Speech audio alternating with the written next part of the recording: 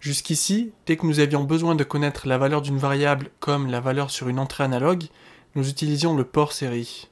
Ce n'est franchement pas super pratique, alors un écran LCD va vraiment nous simplifier la vie.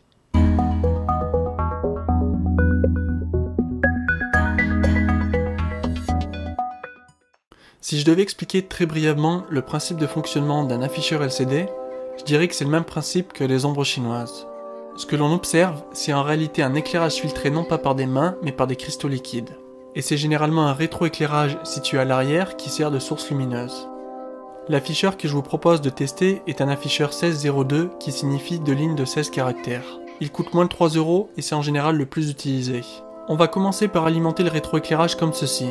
Ça n'est pas nécessaire si vous avez suffisamment d'éclairage ambiant, en plus ça vous permet de faire diminuer fortement la consommation de la carte si vous êtes branché sur batterie.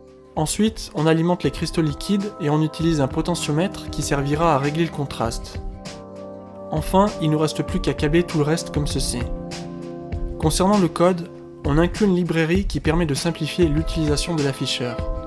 On utilise la syntaxe suivante pour déclarer l'affectation des broches. Dans l'initialisation, on spécifie la taille de l'afficheur, 16:2 dans le cas présent, et on spécifie l'endroit où positionner le curseur. C'est une notion très importante. Le curseur, qui comporte des coordonnées en XY, indique à partir d'où le message sera affiché.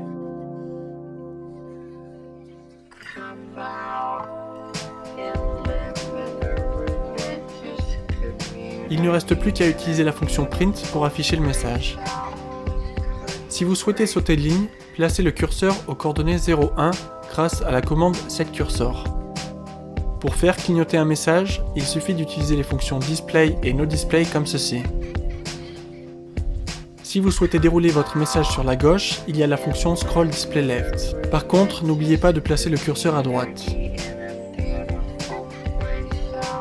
Même si c'est un peu plus compliqué, il est même possible de créer vous-même des caractères spéciaux grâce à la méthode suivante.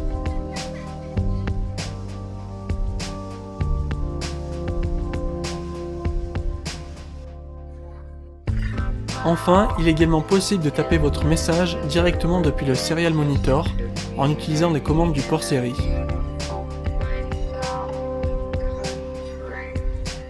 Ça peut toujours être utile pour faire passer un message.